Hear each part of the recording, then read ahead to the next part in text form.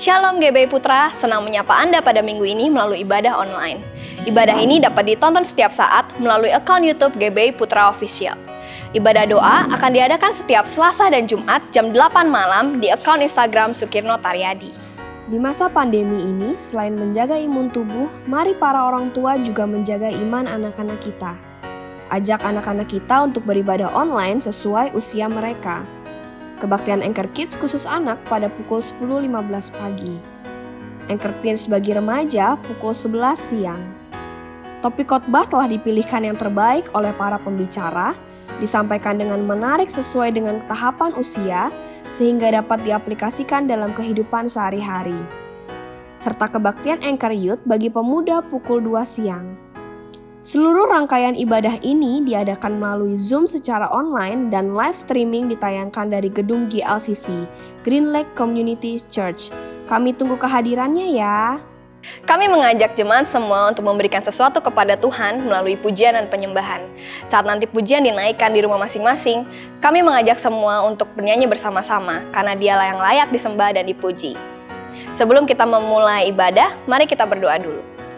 Bapa di dalam surga, terima kasih untuk penyertaan Tuhan di dalam hidup kami. Kami bersyukur buat kasih Tuhan atas setiap kami. Tuhan, sebentar kami akan memulai ibadah kami. Tuhan berkati ibadah kami dari awal, pertengahan hingga akhir. Biarlah puji-pujian dan penyembahan yang kami naikkan menyenangkan hati Tuhan. Terima kasih Tuhan Yesus. Amin. Selamat beribadah, selamat hari Minggu. Tuhan Yesus memberkati. Shalom Bapak Ibu yang terkasih dalam Tuhan Yesus Kristus. Kembali kita di dalam ibadah online hari ini. Bagaimana kabarnya semua? Kita percaya semua baik-baik dalam pemeliharaan Tuhan ajaib. Kita akan mempersembahkan yang terbaik pagi hari ini bagi Tuhan. Kita akan memuji menyembah Tuhan.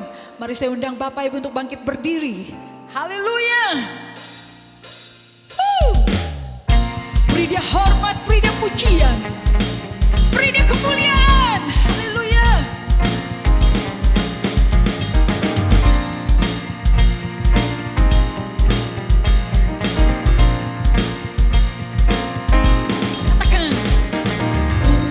Dan hormat, kemuliaan dan kuasa bagi Allah yang kekal.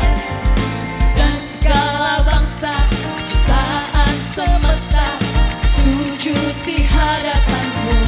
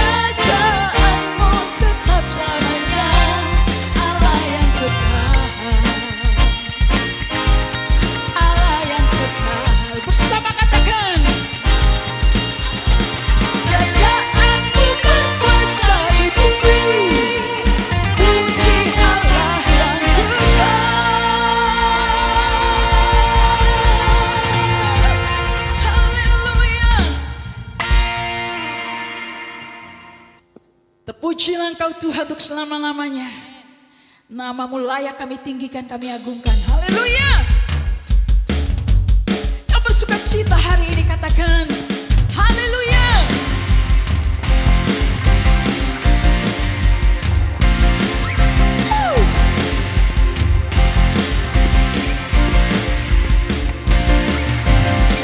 Terpujilah namamu Tuhan, kuat dan penuh kemuliaan. Satu suara kami nyatakan, kebesaran-Mu tetap selamanya. Katakan lagi, terpujilah namamu Tuhan, ajak dan penuh keagungan. Satu hati kami nyatakan, kerajaan-Mu kekal selamanya. Mari serukan bersama.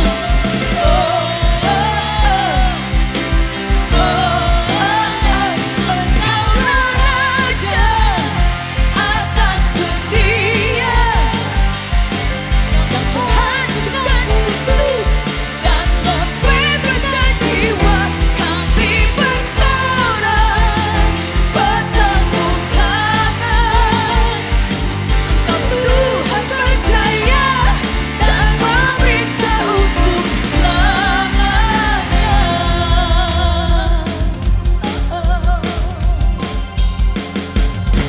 Terpujilah namamu Tuhan, kuat dan penuh kemuliaan. Satu suara kami nyatakan, kerajaan-Mu tetap selamanya. Terpujilah, terpujilah namamu Tuhan, ajak dan penuh keagungan.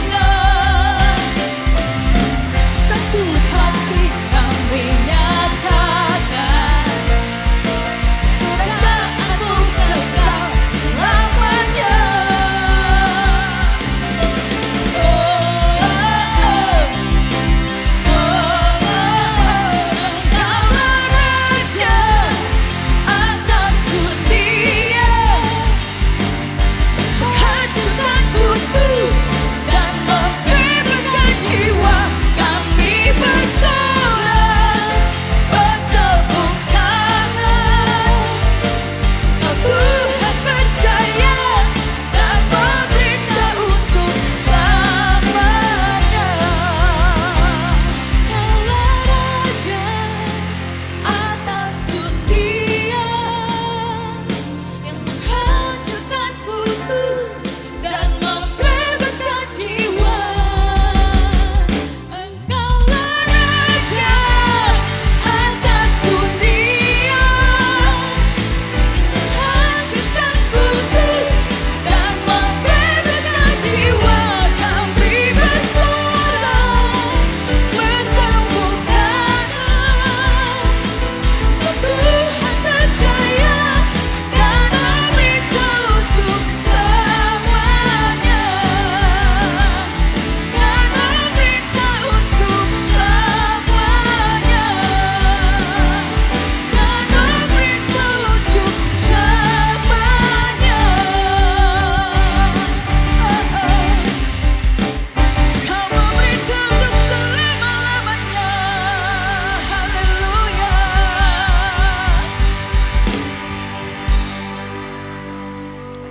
Puji Tuhan, Tuhan Yesus memerintah untuk selama-lamanya, amin. Sebelum kita diberkati oleh firman Tuhan, kita akan membawa persembahan kita buat pekerjaan Tuhan.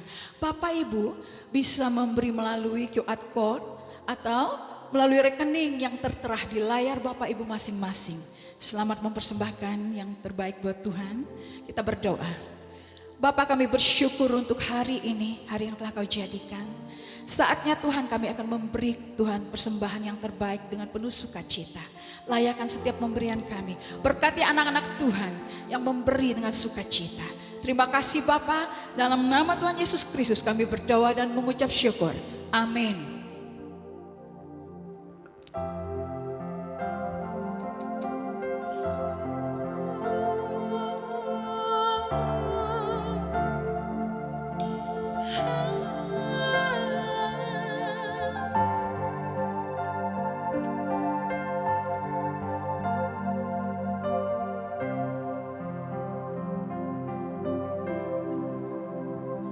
Semua harta di dalam dunia, semua takhta yang dapat tergapai, takkan bisa menggantikan kasih Bapa.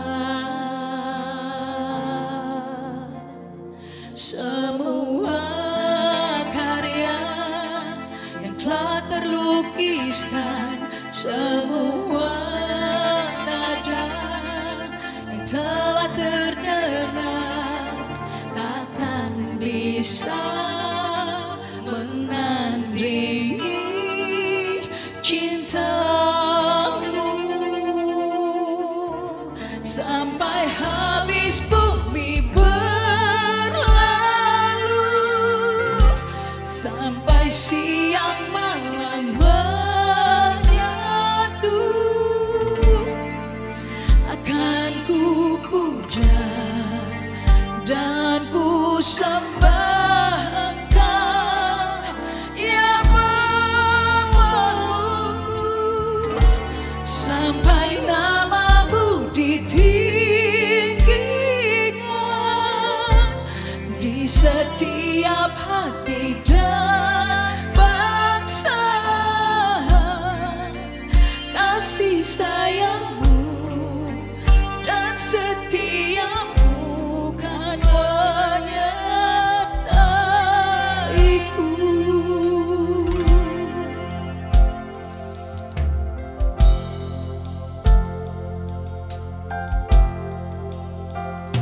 Semua harta di dalam dunia, semua takhta yang dapat tergapai, takkan bisa menggantikan kasih Bapa.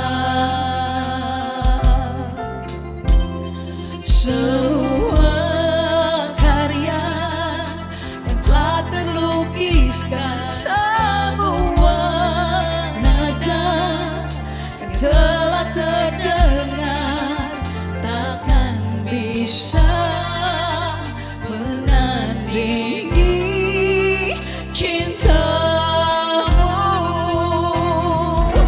Sampai habis bumi berlalu,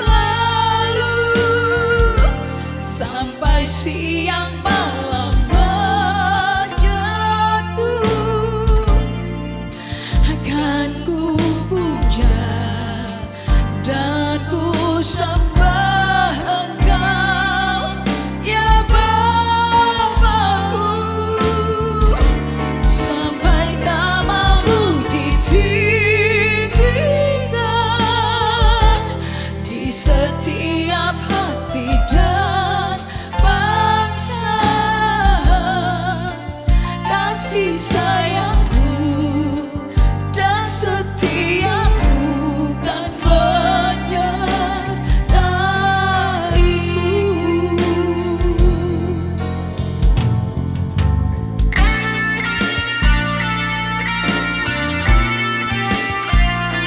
Semua harta di dunia ini, semua tahta yang dapat dicapai, sungguh tidak dapat menggantikan kasih-Mu Bapa.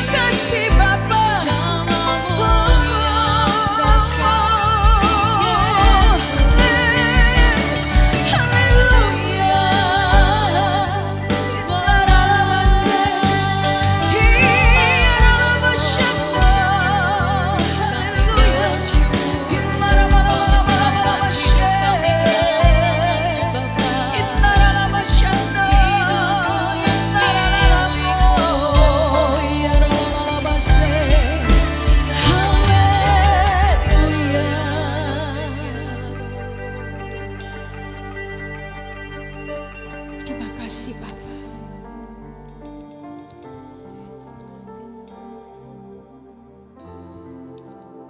Persembahkan hidup kami di hadapan-Mu untuk menyembah-Mu saja Bapa. Kau yang terindah, Kau yang termanis, tiada tandingnya Tuhan dalam hidup kami. Ku sembah Kau, ya Allahku, ku tinggikan nama-Mu selalu, tiada lutku tak berteluh menyembah Yesus Tuhan Rajaku.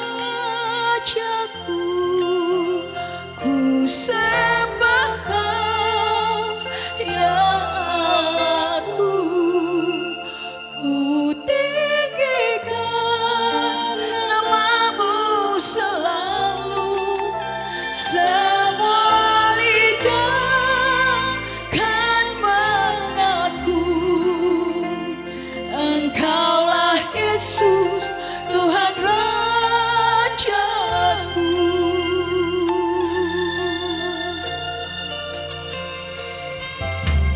Kau yang terindah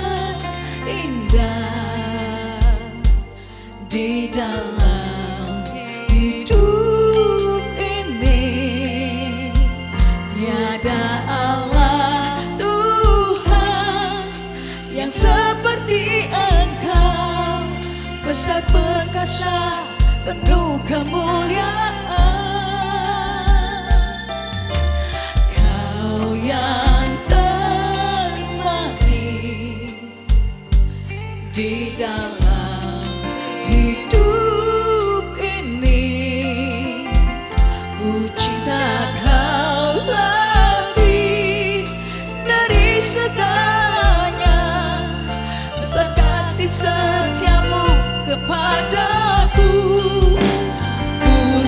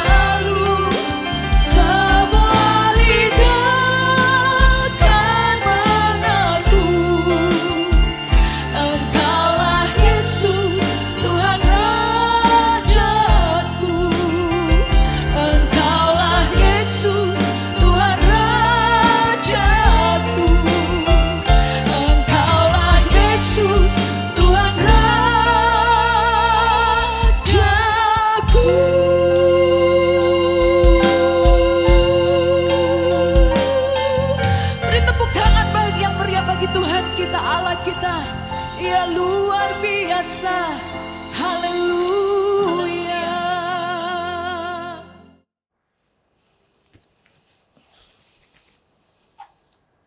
Saudara terkasih dalam Tuhan Yesus, Shalom semuanya dan selamat beribadah dalam ibadah online kita di GB Putra pada minggu ini. Mari kita sama-sama datang ke hadapan Tuhan dan memohonkan Dia untuk menyatakan isi hatinya dan menyatakan firman-Nya, tuntunannya buat kita semua. Sehingga pada hari ini kita mendapatkan sesuatu petunjuk dari sorga bagaimana kita harus hidup di dunia ini. Mari kita sama-sama datang ke hadapan Tuhan dan berdoa. Segala puji syukur kami naikkan ke hadapan Bapa Surgawi yang sudah menyatakan firman-Mu di tengah-tengah kami. Kami bersyukur buat Roh-Mu yang kudus yang membimbing kami, membawa kami kepada seluruh kebenaran. Maka ya Tuhan, kiranya pada hari ini firman-Mu dinyatakan dengan sangat amat jelas di tengah-tengah kami. Roh Kudus, tolong kami, pertama-tama tolonglah hamba-Mu, sebab hamba-Mu ini ya Tuhan, tidak ada apa-apa, tidak punya apa-apa, tidak bisa apa-apa tanpa Engkau ya Tuhan. Nyatakan pertolongan-Mu sehingga pada hari ini hamba-Mu ini boleh menyampaikan kata-kata yang bersumber berasal daripada pewahyuan Roh Kudus. Firman Tuhan disampaikan dengan kekuatan kuat kuasa dari Roh-Mu itu ya Tuhan. Dan setiap kami kiranya diberikan tanah hati yang subur, sehingga firman Tuhan ketika ditaburkan tidak kembali sia-sia, melainkan dia bertumbuh dan berbuah dalam hidup kami. Baik yang pada hari ini sedang alami banyak kesusahan, banyak pikiran-pikiran yang mengganggu. Kiranya sebentar pikiran kami dikuasai oleh Roh-Mu ya Tuhan. Kami tundukkan pikiran kami pada firman Allah. Demikian ya Tuhan, kami mau sambut firman Tuhan dengan tanah hati yang subur ya Tuhan, dengan hati yang penuh sukacita. Firman Tuhan tidak kembali sia-sia. Terima kasih kami siap ya Tuhan. Tidak hanya semata-mata mendengar firman saja, tapi mendengar dan melakukan apa yang kami dengar dalam nama di atas segala nama, dalam nama Tuhan Yesus Kristus, Juru Selamat yang hidup, Raja yang kekal. Kami sudah berdoa bahkan menerima semua jawaban doa kami ini. Amin, amin, haleluya. Jikalau saudara-saudara, karena ada berkat Tuhan, itu bisa jalan-jalan ke Spanyol, ya, ke kota namanya Barcelona. Di sana saudara akan dibawa untuk mengunjungi satu tempat. Bukan stadion sepak bola, bukan. Tapi suatu bangunan gereja bernama Sagrada Familia, keluarga kudus. Sagrada Familia ini adalah suatu gereja yang bentuknya sangat amat unik sekali, bisa dilihat di fotonya. Tapi yang menarik dari gereja ini bukan semata-mata karena bentuknya saja, tapi ketika saudara datang ke sana dan melihat bangunan ini, saudara akan sadar bahwa bangunan gereja ini sebenarnya belum selesai. Lagi dibangun. Diperkirakan kalau semuanya berjalan dengan lancar, bangunan ini akan selesai pada tahun 2026. 2026. Oke, tapi yang lebih menarik lagi adalah begini saudara sekalian. Ternyata peletakan batu pertama pembangunan gereja itu dimulai pada tahun 1882. Alias 139 tahun yang lalu. Dengan kata lain, jikalau nanti tahun 2026 akhirnya bangunan gereja ini selesai, dia dibangun selama 144 tahun. Lama juga ya, bangun bangunan gereja selama 144 tahun. Tapi itu belum apa-apa dibandingkan dengan satu gereja yang lain lagi di kota Cologne di Jerman. Katedral Cologne itu dibangun dengan peletakan batu pertama pada tahun 1208. Baru dinyatakan selesai pada tahun 1880. Artinya buat bangun gereja itu dibutuhkan 632 tahun. Ya. Apa yang kita dapatkan dari cerita dua bangunan gereja yang indah ini? Cinta, dedikasi, kesetiaan, dan komitmen. Kepada yang namanya proyek. Tahukah saudara bahwa Bapa kita di sorga juga punya suatu proyek yang berlangsungnya bukan ratusan tahun, tapi beribu-ribu tahun. Proyek ini dimulai pada waktu Adam dan Hawa jatuh dalam dosa. Dan akan terus berlanjut sampai kepada kedatangan Tuhan kita Yesus Kristus kali yang kedua. Nah, proyek ini namanya proyek penyelamatan umat manusia dari kehancuran akibat dosa. Jadi, pusat daripada proyek ini adalah umat manusia. Nah, tapi dalam proyek besar demikian ini, itu ada proyek-proyek kecil-kecil individu-individu, yaitu berupa penyelamatan saudara dan saya. Yaitu setiap orang percaya. Nah, sekalipun hanya satu pribadi demi satu pribadi, tapi nilai proyeknya tinggi sekali. Nilai proyek ini nih, ya, yang satu-satu ini ternyata nilainya tinggi sekali. Sehingga kata Tuhan Yesus, jikalau satu orang saja bertobat, maka katanya seisi sorga itu, malaikat semua itu di sana bersorak-sorai, bersukacita. Saking tingginya nilainya itu. Jadi saudara dan saya adalah proyeknya Tuhan. Semua ini dimulai, kalau saudara perhatikan proyek ini, itu kita bisa lihat diawali dengan perkataan Tuhan Yesus kepada seorang pemuka agama bernama Nikodemus. Di Yohanes pasal 3, kita akan baca ayat 1-3 versi terjemahan baru 2 atau PB2 istilahnya ya. Supaya saudara-saudara tahu bahwa Lembaga Alkitab Indonesia sedang melakukan penterjemahan, Alkitab ke dalam bahasa yang lebih cocok dengan keadaan sekarang. Namanya terjemahan baru 2 atau PB2. Karena yang sekarang baru ada itu perjanjian baru, ya, PB. Yohanes pasal 3 ayat 1-3. Ada seorang Farisi yang bernama Nikodemus, seorang pemimpin agama Yahudi. Ayat 2. Ia datang pada waktu malam kepada Yesus dan berkata, "Rabi, kami tahu bahwa engkau datang sebagai guru yang diutus Allah. Sebab tidak ada seorang pun yang dapat mengadakan tanda-tanda yang engkau adakan itu, jika Allah tidak menyertainya." Ayat 3, Yesus menjawab, "Sesungguhnya aku berkata kepadamu, jika seseorang tidak dilahirkan kembali, ia tidak dapat melihat kerajaan Allah." Seseorang itu tidak akan bisa melihat kerajaan Allah. Artinya mengalami kerajaan Allah, menerima berkat-berkatnya, mengalami suatu kehidupan di dalam kerajaan tersebut. Nah, dia nggak akan bisa alami semua itu, menerima semua itu katanya, kalau dia tidak dilahirkan kembali. Nah, saudara-saudara semuanya kayaknya pintar-pintar ya, jadi sama seperti Nikodemus. Saudara-saudara pasti akan mikir begini, seperti Nikodemus. Ini pertanyaan Nikodemus, tapi pertanyaan kita semua yang berpikir, Ayat yang keempat. Kata Nikodemus kepadanya, "Bagaimana mungkin seorang dilahirkan kalau ia sudah tua? Dapatkah ia masuk kembali ke dalam rahim ibunya dan dilahirkan lagi?" Nah, ini pertanyaan kita semualah. Katanya kita mesti lahir kembali. Loh, apa dia mesti masuk dalam perut mamanya, lalu kemudian lahir sekali lagi? Apa demikian? Yesus menjawab, ayat yang kelima, klarifikasinya. Ya, jawab Yesus, "Aku berkata kepadamu, sesungguhnya jika seorang tidak dilahirkan dari air dan roh, ia tidak dapat masuk ke dalam kerajaan Allah." Jadi bukan masuk ke dalam rahim ibunya, tapi dia mesti lahir dari air dan dari roh. Nah, ini diperjelas di dalam 2 Korintus pasal 5 ayat yang ke-17. 2 Korintus 5 ayat yang ke-17 dari terjemahan baru. "Jadi siapa yang ada di dalam Kristus, ia adalah ciptaan baru, yang lama sudah berlalu, sesungguhnya yang baru sudah datang." Ketika seseorang percaya kepada Yesus sebagai Tuhan dan Juru Selamatnya, maka orang tersebut itu adalah ciptaan yang baru. Dikasih penjelasan, titik 2.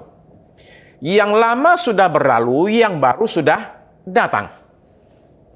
Jadi yang lama itu apanya yang lama? Hidup lamanya itu sudah berlalu, sekarang dia masuk ke dalam suatu kehidupan yang baru. Dia lahir kembali, lahir baru, ya.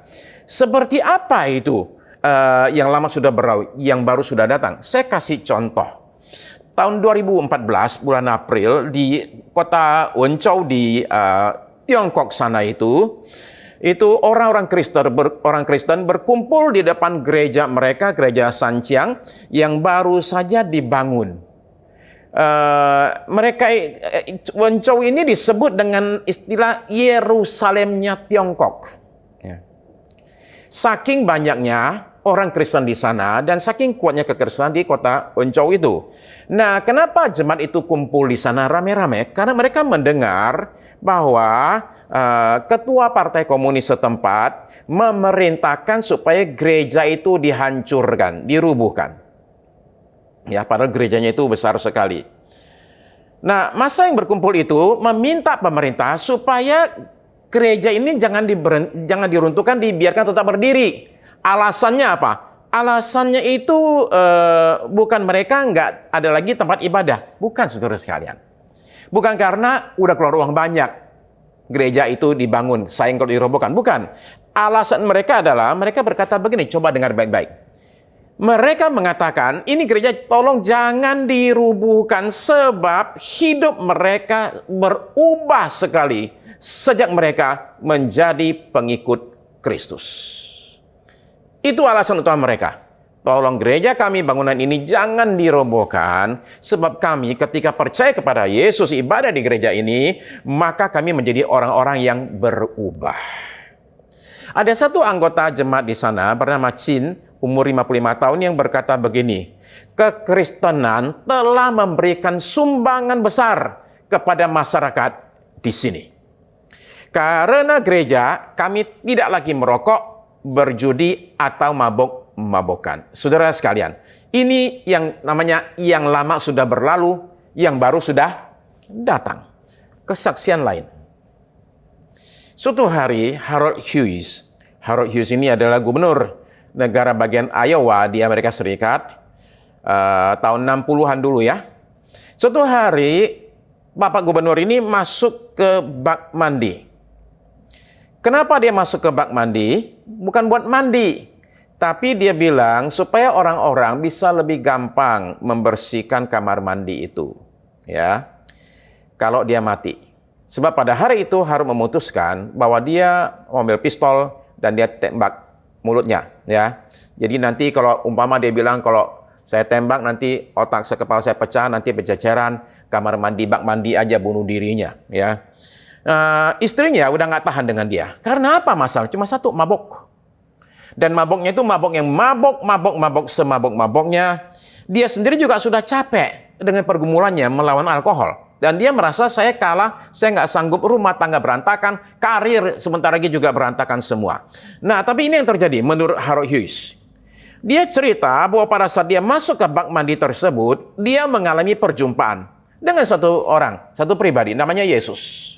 Dan gara-gara perjumpaan di bak mandi itu, Harold Hughes itu bukan hanya batal bunuh diri, tetapi dia menjadi seorang yang berubah hidupnya secara total. Perubahan hidupnya itu sedemikian luar biasa sehingga, ini menurut saya menarik, sehingga loper korannya pun yang ngantar koran tiap hari ke rumah dia jadi ikut bertobat. Saya baca interview istri si loper koran ini, namanya Cindy.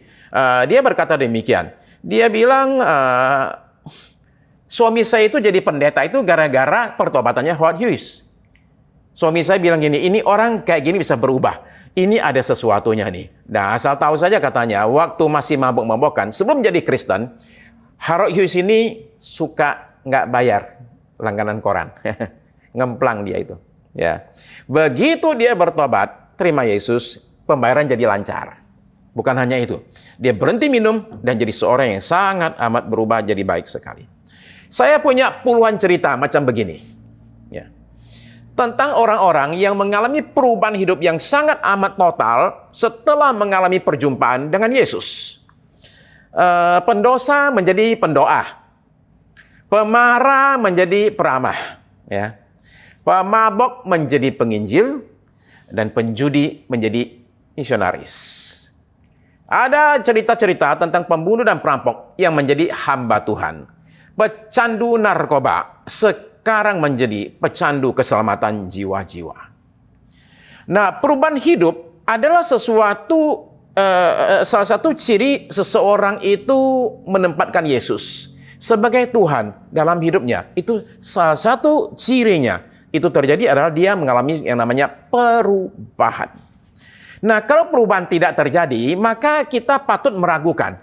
Apakah orang ini sungguh-sungguh ikut Yesus? Apakah dia menempatkan Yesus sebagai Tuhannya? Sekalipun dia itu pada zaman pandemi begini, pada hari Minggu, kebaktian 10 kali online. Sekalipun pandemi sudah berlalu nanti, dia tiap minggu ada di gereja. Kalau dia tidak berubah dalam hidupnya, kita perlu bertanya, apakah benar orang ini alami perjumpaan dengan Yesus? Jadi perubahan adalah ciri, salah satu tanda bahwa seorang berjumpa dengan Yesus. Tetapi di sisi yang lain, kita akhirnya berharap, kadang tanpa sadar, bahwa setiap orang Kristen yang kita temui harus langsung menunjukkan perubahan. Garis bawah kata langsung. Ini adalah kemauan kita semua. Semua kita ingin cepat, sekarang mau, sekarang dapat. Apalagi kita sering mendengar kesaksian-kesaksian tentang orang berubah tapi disingkat. Karena masalah waktu barangkali. Jadi, kisah pergulatan 5 tahun diceritakan dalam waktu 5 menit. Ya. Karena kan nggak mungkin dong dia cerita 5 tahun juga. Siapa yang mau dengar? Oke. Cuman seringkali ini membawa sesuatu kesan yang salah. Sehingga yang mendengar kesaksian ini juga tanpa sadar mendapat kesan bahwa perubahan si pesaksi ini nih, itu atau ada tokoh cerita itu terjadinya itu cepat sekali. Ya. Nah, ketika kita tidak menemukan itu, perubahan cepat itu, kita jadi kecewa karena kita mengatakan loh, kok belum lihat perubahannya gitu ya. Nah, yang selain itu kalau kita sendiri tidak munculkan perubahan itu, kita jadi rasa bersalah. Ada apa dengan saya? Ya. Nah, kita ini terkadang menurut saya lupa bahwa perubahan adalah suatu proses. Proses itu artinya ada rangkaian langkah-langkah, hal-hal tertentu yang harus terjadi untuk memunculkan hasil suatu perubahan itu. Coba kita baca dalam Filipi pasal 1. Ayat yang ke-6 dari terjemahan baru. Filipi pasal 1 ayat yang ke-6. Filipi 1 ayat 6. Akan hal ini aku yakin sepenuhnya, yaitu Ia yang memulai pekerjaan yang baik di antara kamu akan meneruskannya sampai pada akhirnya pada hari Kristus Yesus. Jadi sudah dalam Kristus, perubahan sudah dimulai. Yang disebut dengan nama pekerjaan yang baik tadi itu. Oke, sudah dimulai. Ya. Tapi masih harus diteruskan. Bukan langsung jadi satu hari. Ya. Nah, ini yang sering kita lupakan. Kita sekali lagi mengharapkan perubahan terjadi secara cepat. Ya, spontan dan instan. Kita lupa itu semua perlu waktu. Bahkan ketika perubahan itu dilakukan oleh Tuhan sekalipun, saudara sekalian. Bahkan Tuhan yang melakukan pun ternyata juga memerlukan suatu waktu, suatu proses maksud saya. Ya. Nah, jadi kita ini suka berasumsi bahwa yang namanya Tuhan kalau sudah bekerja, Tuhan itu maha kuasa, apa aja dia mau bisa. Apalagi mengubahkan orang kecil sekali buat dia. Saya setuju saudara sekalian bahwa mengubahkan orang bagi Tuhan itu tidak susah-susah amat. Ya. Nah, saudara sekalian, tapi tetap kita menyadari kata Filipi tadi bahwa ternyata dia memulai dan mesti meneruskan sampai kepada kesudahannya. Nah, ini bukan mengatakan bahwa Tuhan tidak bisa melakukan mujizat atau bahkan tidak ada orang yang berubah mengalami perubahan dramatis. Ya. Seperti Rasul Paulus langsung berubah. Ya. Paulus itu dari pembenci kekristenan itu berubah 180 derajat menjadi seorang penyebar kekristenan. Ya. Karena didatangi oleh Yesus. Perubahannya itu, kalau saya katakan, perubahan pada diri Paulus itu terjadi dalam waktu 2 menit. Bukan 2 tahun, 2 menit. Langsung berubah. Tapi perubahan pada diri Paulus ini bukanlah sesuatu yang harus jadi model. Semua orang mesti kayak gitu. Enggak sama sekali. Karena kita punya bukti juga, rasul kita yang lain. Rasul Paulus, Rasul Yohanes, tidak alami seperti yang Paulus alami. Ya. Ketika saya datang kepada Yesus, Saya datang dalam keadaan sakit, dalam keadaan lemah, dan saya mengalami perubahan yang dramatis. Dari sakit-sakitan menjadi sehat, dari semula lemah menjadi kuat, dari tidak percaya menjadi percaya. Saya alami itu dalam satu malam. Perubahan saya drastis. Ya. Dan itu hal yang luar biasa, dan saya terima kasih kepada Tuhan yang ternyata kuasanya sedemikian luar biasanya mengubahkan orang keras kepala dalam waktu hanya satu malam. Tetapi dalam diri saya, setelah perubahan drastis itu, dalam diri saya masih ada ribuan hal yang masih perlu diubah dan akan terus diubah sampai nanti suatu hari saya menghadap Tuhan. Nah, dalam perubahan ini, proses perubahan ini, menurut saya yang paling terlihat adalah kesetiaan Tuhan dan komitmen Tuhan dalam menjalankan perubahan ini. Ya. Katedral Cologne dibangun 632 tahun. Kenapa bisa begitu lama? Penyebabnya karena di tengah jalan ditinggal sampai beratusan tahun. Nah, jadi komitmen kurang di situ. Pembangunan tidak lancar. Ya. Ratusan tahun dibiarkan tergeletak seperti itu. Nah, Tuhan itu tidak demikian. Dia bekerja tidak setengah-setengah, dia bekerja tidak tanggung-tanggung. Dia memulai dan dia akan menyelesaikan proyek ini, yaitu proyek perubahan hidup kita ini. Coba kita baca sekali lagi ya. Filipi tadi itu ya. Kita lihat lagi ya.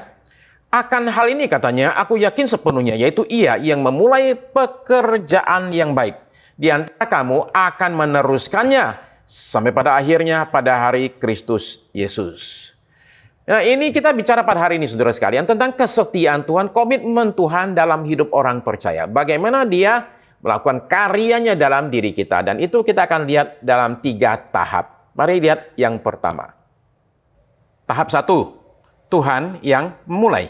Kata ayatnya, Ia yang memulai pekerjaan yang baik di antara kamu. Jadi perubahan yang baik dalam diri manusia itu dimulai bukan dari si manusia itu sendiri.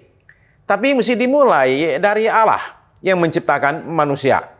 Manusia sudah jatuh dalam dosa dan dia tidak sanggup berubah, dia tidak sanggup menolong dirinya sendiri tanpa mengandalkan pertolongan dari Allah yang menciptakan dia. Jadi ibarat orang tenggelam, kalau dia sanggup tolong diri dia sendiri, kan dia nggak bakal tenggelam. Dia tenggelam karena satu hal yang nyata sekali, bahwa dia tidak bisa menolong dirinya. Jadi Allah itu harus mengambil inisiatif untuk menolong manusia. Ini dinyatakan di dalam Yeskiel pasal yang ke-36. Ayat 24 sampai 27 saya akan bacakan. Yeskiel 24, 36 maksud saya, ayat 24 sampai 27. Aku akan menjemput kamu dari antara bangsa-bangsa dan mengumpulkan kamu dari semua negeri dan akan membawa kamu kembali ke tanahmu. 25. Aku akan mencurahkan kepadamu air jernih yang akan mentahirkan kamu dari segala kenajisanmu dan dari semua berhala-berhalamu. Aku akan mentahirkan kamu. 26. Kamu akan kuberikan hati yang baru dan roh yang baru di dalam batinmu, dan aku akan menjauhkan dari tubuhmu hati yang keras dan kuberikan kepadamu hati yang kuat. 27. Rohmu akan kuberikan diam di dalam batinmu, dan aku akan membuat kamu hidup menurut segala ketetapanku dan tetap berpegang pada pada peraturanku dan melakukannya. Saudara sekalian, Allah itu mengambil inisiatif untuk membersihkan kita dan mengubahkan kita. Saudara perhatikan kata aku akan. Tadi yang saya baca, aku akan itu muncul 4 kali. Aku akan. Aku akan menjemput, artinya dia akan mendatangi kita. Itu namanya menjemput. Ada orang dari kampung datang ke Jakarta. Kemudian dia mau nganterin oleh-oleh buat saya, ya. Nah, dia minta alamat, terus saya kasih lah, ya. Kemudian sekian lama kemudian dia nelpon, saya nggak ketemu nih alamatnya nih. Terus saya tanya, kamu sekarang ada di mana? Dekat kamu ada apa? Dia bilang, dekat saya orang jual duren. Terus saya bilang, duren apa? Musang King apa? Musang Jit? Atau apa, Duren Medan, dia bilang gitu. Duren Medan, oke, Duren Medan. Di belakangnya itu ada ruko-ruko tuh. Itu ada kopi fore bukan? Iya ada. Kemudian sebelahnya itu ada itu soto Mamat. Iya, sebelahnya lagi ada toko apa gitu, terus sebelahnya lagi itu ada bakso Solo kan, iya kan, sebelahnya lagi Medan Baru kan, yoi dia bilang gitu. Terus sebelahnya lagi tuh ada hotpot tuh apa tuh, lau-lau bolui atau apa gitu. Iya, terus sebelahnya lagi ada nasi uduk kebun kacang, sebelahnya lagi ada cuantin, terus ada bebek kaleo. Dia bilang kok apal banget. Kalau makanan saya apal, kalau toko besi siapa yang mau apal, ya. Terus saya bilang gini, tunggu di situ, jangan kemana-mana. Saya jemput kamu. Saya sekarang datang. Itu namanya menjemput. Jadi saya nggak bilang gini, pokoknya gue udah kasih alamat, terserah lo gimana caranya datang ke sini. Nah, Tuhan juga nggak begitu. Tuhan tuh nggak bilang, pokoknya gue udah kasih alamat, gue ada di sorga. Sekarang lu cari jalan sendiri. Nggak begitu. Tuhan itu mengambil inisiatif, aku akan menjemput kamu. Jadi dia tidak menunggu kita mengambil langkah pertama. Ya. Karena itu nggak akan terjadi. Manusia tersesat. Itu seringkali nggak sadar bahwa dia tersesat. Atau terkadang sadar tersesat dan merasa itu oke. Di Taman Eden, Allah itu menjanjikan suatu pemulihan dan pertolongan bagi umat manusia. Tanpa Adam dan Hawa minta. Kalau kita bicara soal perubahan, manusia itu bisa digolongkan ke dalam beberapa kelompok. Nomor satu, ada orang-orang yang tidak tahu dia harus berubah. Itu kita bilang orang buta. Dia nggak tahu dia mesti berubah. Yang kedua, ada orang yang tahu harus berubah, tapi tidak tahu apa yang harus diubah. Itu namanya orang bingung. Yang ketiga adalah orang yang tahu harus berubah, tahu apa yang tahu dia mesti berubah, dia tahu apa yang mesti diubah, tapi nggak mau berubah. Itu namanya orang kepala batu. Kelompok keempat adalah orang yang tahu dia mesti berubah, tahu apa yang mesti diubah, mau berubah, tapi nggak sanggup berubah. Itu namanya orang lumpuh. Semua manusia, kalau nggak buta, ya bingung. Kalau nggak keras kepala. Kalau nggak lumpuh. Tapi ketika Roh Kudus itu bekerja, kata Yeskiel tadi, ketika Roh Kudus itu bekerja dalam diri seseorang, maka akan ada dorongan untuk berubah. Ada kesadaran untuk berubah, ada keinginan untuk berubah, dan yang penting, ada kuasa untuk berubah.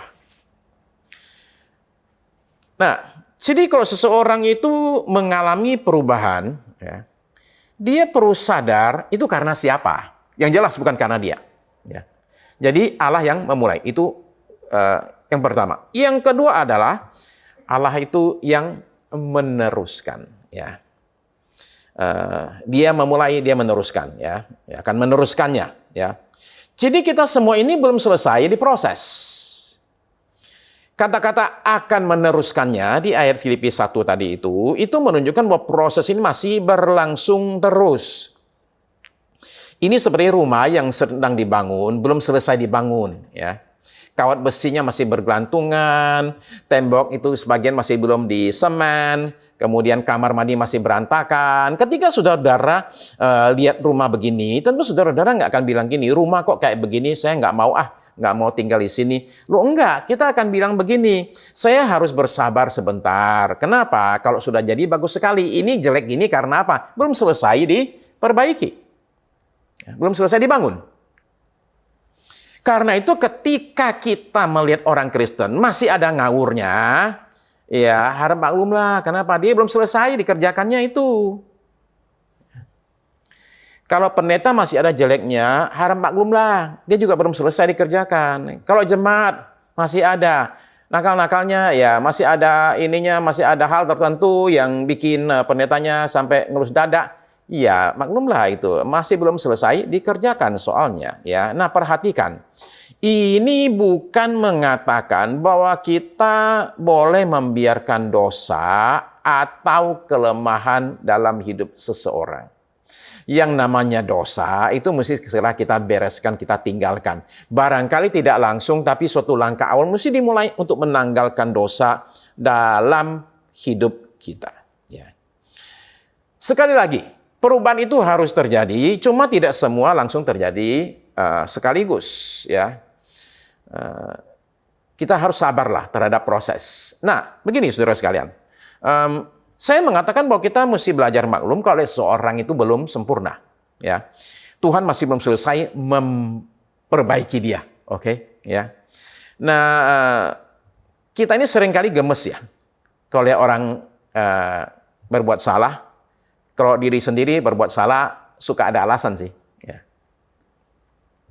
Rasul Yohanes itu adalah Rasul Kasih. Itu namanya itu, panggilannya, Rasul Kasih. Dia mengajar kita, Allah itu kasih, God is love. Tapi ketika dia masih muda, dia dan saudara-saudaranya itu disebut dengan nama anak guntur. Ya. Karena apa? Karena berangasan. Satu kali, dua rasul ini itu minta Tuhan Yesus minta izin. Untuk apa? Bukan mendoain orang, bakar kampungnya orang. Ya. Bayangin ya, kayak seperti demikian. Ada orang Kristen dapat tetangga ateis. Jadi setiap hari Minggu, pas ini orang Kristen mau pergi ke baktian, ateis sudah nunggu di depan rumah tuh. Untuk apa? Buat ngejek, buat ketawain dan bilang Allah itu nggak ada. Ya semula sabarlah ya. Tapi lama-lama berbulan-bulan dia nggak kuat juga tuh. Jadi ini orang Kristen ini berdoa sama Tuhan, dia bilang demikian. Tolong Tuhan ini orang dipindahin dia ke tempat lain deh atau gimana lah, saya nggak tahan ini udah berbulan-bulan dia gangguin terus kalau saya mau pergi ke baktian. Menurut dia dapat jawaban dari Tuhan begini, kamu ini diejek baru 4 bulan udah nggak tahan, aku diejek sudah 40 tahun sama dia, tahan-tahan juga tuh, udah sabar sedikit lah sama orang demikian. Ya, bapak-bapak sekalian, bersabarlah sama istrimu, Tuhan masih belum selesai membentuk dia. Ibu-ibu, bersabarlah sama suamimu, Tuhan tuh belum selesai membentuk dia. Ya, orang tua bersabarlah dengan anak-anakmu, Tuhan belum selesai membentuk mereka. Hei anak-anak, bersabarlah sama orang tuamu. Tuhan belum selesai membentuk mereka. Ya, para jemaat, bersabarlah sama pendetamu. Tuhan belum selesai membentuk dia. Para pendeta, bersabarlah sama jemaatmu. Tuhan belum selesai membentuk mereka. Tapi Tuhan, jangan lama-lama. Saudara sekalian, nomor 3. Tuhan itu yang menyelesaikan. Jadi pertama, Tuhan yang memulai. Yang kedua, Tuhan yang meneruskan. Ketiga, Tuhan yang menyelesaikan. Ya, sampai pada akhirnya pada hari Kristus Yesus. Kata Filipi 1:6 tadi itu. Nah, hari Kristus Yesus itu hari apa? Ini bicara hari kedatangan Tuhan kita kembali ke bumi untuk kedua kalinya. Jadi proses pemulihan umat manusia ini itu berlangsung dari ketika zamannya Adam, terus menerus dilakukan selama beribu-ribu tahun sampai kepada nanti, kiamat nanti, kedatangan Tuhan Yesus kembali ke muka bumi ini kali yang kedua. Nah, kapan itu akan terjadi? Kita nggak tahu. Tapi kalau kita bicara tanda-tanda, kita menyadari kedatangan Tuhan kita itu semakin hari semakin mendekat.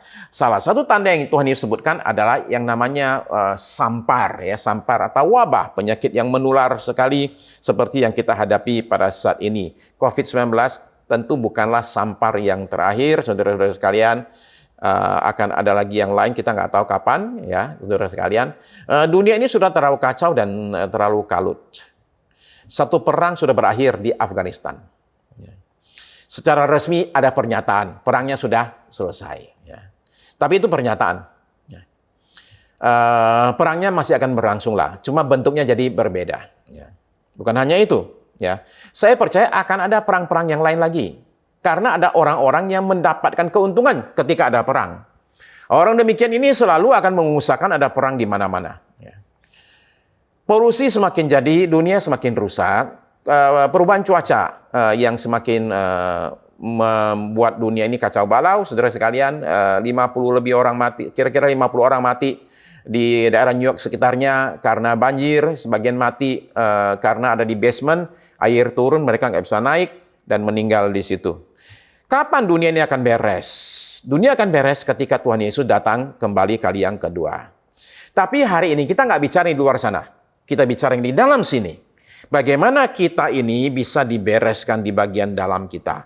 Nah, proses ini semua yang diawali ketika kita percaya kepada Yesus, terus dilanjutkan oleh Tuhan sampai kepada kesudahannya, proses ini akan selesai. Kenapa? Karena yang mengerjakan ini adalah setia. Dia setia, tapi dia tidak hanya setia. dia juga punya kuasa untuk menjalankan apa yang dia ingin jalankan. Jadi dia memulai, dia yang juga akan menyelesaikannya. Akhir segala sesuatu terjadi ketika Tuhan Yesus itu datang kembali. Ya, semua kita, akan beres. Masalah kita juga akan beres. Semua kita jadi sempurna. Ya. Nah, bagi sebagian besar kita ini, hari Tuhan itu datang bukan dalam bentuk kiamat nanti, tapi pada saat kita menutup mata kita menghadap Tuhan, ya. Nah, itulah hari Tuhan buat kita. Ya, hari Yesus Kristus buat kita. Jadi proses perubahan dalam hidup seseorang itu akan terus terjadi sampai kita meninggal nanti. Ya. Saya tahu ada yang langsung lemes. Aduh, berarti sama dia terus menerus dong. Kapan dia sempurnanya? Kalaupun dia nggak sempurna, saudara sekalian, saya rasa kita mesti menerima karena kita sendiri juga tidak sempurna. Ya. Apa yang dibutuhkan supaya proses ini bisa berlangsung dengan tuntas, perubahan ini, ya. Pemulihan ini? Saya percaya Tuhan itu tidak pernah memaksakan kehendaknya atas kita sekalian, nggak akan demikian. Ya. Digambarkan di Alkitab, Tuhan Yesus itu mengetuk pintu. Dia bukan mendobrak pintu, dia ketuk pintu. Ya. Dia minta dibukakan dari dalam pintunya itu. Ya. Jadi dia ketok-ketok-ketok, kalau ada yang buka, saya masuk. Kalau enggak, ya dia nggak akan masuk. Ya. Ketika Tuhan Yesus didatangi oleh satu anak muda yang kaya raya sekali, mencari hidup kekal. Lalu kemudian Tuhan minta orang ini menjual semua hartanya dan kemudian baru kasih ke orang miskin hasil penjualannya, baru ikut sama Tuhan. Orang itu langsung putar badan tinggalkan Yesus. Apakah Tuhan Yesus mengejar orang tersebut untuk maksa dia? Enggak juga. Tuhan memberi dia kebebasan. Ya. Kita sendiri ini harus mau berubah. Kita sendiri harus bekerja sama dengan Bapa kita yang sudah memulai suatu karya yang baik dalam diri kita. Ya. Bukan karena dia tidak bisa sendiri melakukannya, tapi karena dia menghargai pilihan kita, kebebasan kita. Untuk kita mau ikut dia atau tidak. Tak seorang pun bisa berkata dia dipaksa untuk ikut Tuhan. Ya. Jadi pertanyaannya adalah, yang pertama adalah, maukah kita berubah? Itu pertanyaan kuncinya tuh. Mau nggak kita berubah? Ya. Nah, jadi jelas sekali cara berubahnya yang tadi kita bicarakan adalah Tuhan itu mau kita berubah. Dia mentahirkan kita. Dia mengubahkan hati kita, Roh Kudus diberikan kepada kita. Ya, jadi maksud saya begini, semua perlengkapan untuk berubah sudah ada. Kuasa untuk berubah itu sudah ada. Sekarang pertanyaannya, kemauannya ada atau tidak? Orang ingin berubah atau tidak? Ya. Di Yohanes pasal 5 ada cerita orang sakit 38 tahun lamanya. Duduk di pinggir kolam kesembuhan. Jelas sekali kalau kita lihat, dia pengen sembuh. Tapi ketika Tuhan Yesus datang kepada dia, sebelum menyembuhkan dia, Tuhan itu menanyakan satu pertanyaan yang aneh sekali. Maukah kamu sembuh? Bayangin orang lagi sakit, duduk di pinggir kolam kesembuhan, 38 tahun lamanya, ditanya, maukah engkau sembuh? Tapi itu pertanyaan yang penting. Maukah engkau sembuh itu mengatakan begini, kamu tuh bisa sembuh. Kamunya mau apa? Tidak. Pertanyaan ini sampai sekarang masih terus ditanyakan oleh Tuhan Yesus. Maukah kamu sembuh? Kalau kita mau, saudara sekalian, kita buka pintu hati buat dia, dan dia akan melakukan karyanya yang ajaib atas diri kita. Valentine Burke itu penjahat, ditangkap dan masuk penjara di St. Louis tahun 1880. Pendeta D.L. Moody datang ke kota tersebut. Tahun itu juga. Dan kemudian berkhotbah. Nah, isi khotbahnya itu kemudian dicetak di koran The Globe, Demokrat.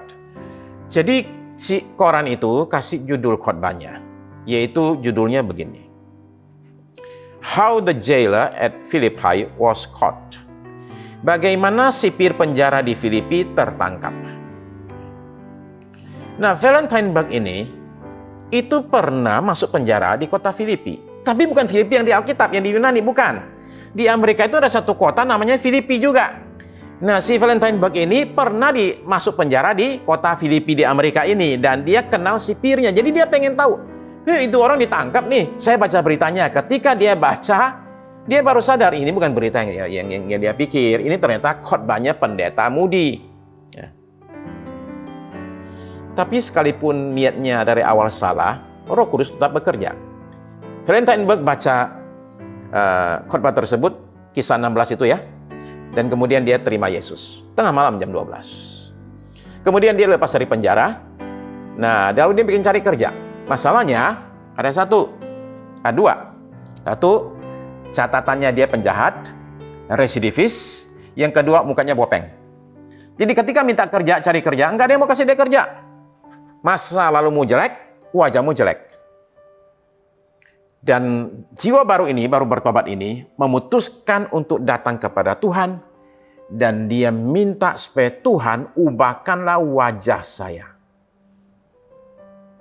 Dan Tuhan dengar doanya. Wajahnya berubah. Wajahnya berubah, bopengnya nggak terlalu kelihatan. Ya. Wajah semula sangat keras, berubah jadi lembut. Akhirnya, mantan penjahat ini, mantan napi ini dapat pekerjaan. Saudara tahu nggak kerjaan dia apa? Dia jadi polisi. Mantan penjahat jadi polisi. Dia jadi wakil sheriff. Lalu dia tulis surat ke pendeta D.L. Moody. Dan dia sertakan fotonya sebelum dan sesudah dia bertobat. Dan dia menulis demikian. Pendeta Moody, coba lihat bagaimana Tuhan bisa mengubahkan mukanya orang. Saudara-saudara terkasih. Ya. Ketika Tuhan itu bekerja, saudara sekalian, perubahan itu terjadi. Tapi bagi beberapa orang, perubahan itu berlangsung pelan, lama, ya. Yang jelas sekali, semua kita, tak satu pun terkecuali, perlu berubah. Nah, alat perubahan sudah ada. Kuasa untuk berubah sudah ada. Sekarang hanya tunggu satu hal, kemauan kita untuk berubah. Saudara terkasih. Semua ini karena inisiatif dari Allah semata. Inisiatif dari Allah, kemampuan dari Dia. Disempurnakan akhirnya semua oleh Dia. Ya. Segala sesuatu adalah dari Dia, oleh Dia, dan kepada Dia. Bagi Dialah kemuliaan sampai selama-lamanya. Amin. Dan jika saudara sungguh mau pada hari ini, untuk alami suatu perubahan, jamahan Tuhan, pemulihan dalam hidupmu. Bolehkah saya undang saudara untuk sama-sama kita pada hari ini boleh bangkit berdiri, kita akan datang ke hadapan Tuhan. Tidak usah peduli kiri kananmu, ya. Masing-masing orang di hadapan Tuhan sendirian. Enggak peduli kiri kanannya siapa. Enggak peduli nanti orang bilang apa. Saudara sekalian pada saat ini, maukah saudara saat ini untuk bangkit berdiri? Untuk kita jujur di hadapan Tuhan. Dan mengatakan saya perlu Tuhan. Untuk saya boleh berubah dalam hidup saya. Jika saudara mau berdiri, saya mau mohonkan satu doa di hadapan Tuhan buat saudara-saudara sekalian.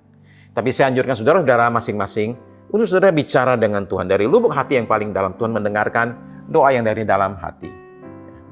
Terima kasih Tuhan Yesus. Nyatakan saat ini Tuhan. Kasih-Mu yang besar atas kami sekalian.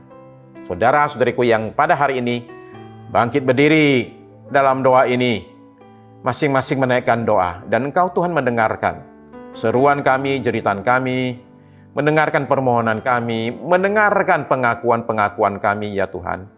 Dan Engkau Tuhan yang melihat hati, mendengarkan doa dari dalam hati. Hamba berdoa sekarang Engkau mengubahkan hati, menyatakan karya-Mu yang ajaib ya Tuhan, sehingga hati yang keras dilembutkan, sehingga hati yang banyak luka disembuhkan. Tuhan Yesus, nyatakan karya yang ajaib hari-hari ini atas saudara-saudariku ini. Ulurkan tangan-Mu ya Tuhan, dan nyatakan karya kesembuhan-Mu Tuhan. Terima kasih Tuhan Yesus. Mulailah dari hati kami Tuhan. Sembuhkan hati kami, bersihkan hati kami, pulihkan hati kami ya Tuhan. Tahirkan ya Tuhan hati kami Tuhan. Nyatakanlah karya-Mu, tapi sekarang Tuhan Yesus hamba mohonkan Tuhan. Kuasa itu boleh mulai bekerja dalam diri kami, sehingga kami boleh melihat perubahan demi perubahan terjadi dalam hidup kami. Sehingga kami semua suatu hari datang ke hadapan-Mu dan didapati. Kami ini serupa dengan gambar-Mu. Terima kasih Tuhan Yesus, nyatakan hari ini Tuhan. Tidak hanya suatu zaman yang besar atas kami yang mau berubah, tapi suatu zaman atas kami yang mau sembuh. Tuhan, terima kasih. Sembuhkan kami Tuhan dari masa lalu kami. Sembuhkan kami Tuhan Yesus dari luka-luka dalam hati kami. Sembuhkan yang saat ini sedang sakit. Tuhan sedang di rumah sakit atau isolasi mandiri di rumah. Hamba berdoa, nyatakan kuasa-Mu yang ajaib terjadi Tuhan, aliran kesembuhan itu.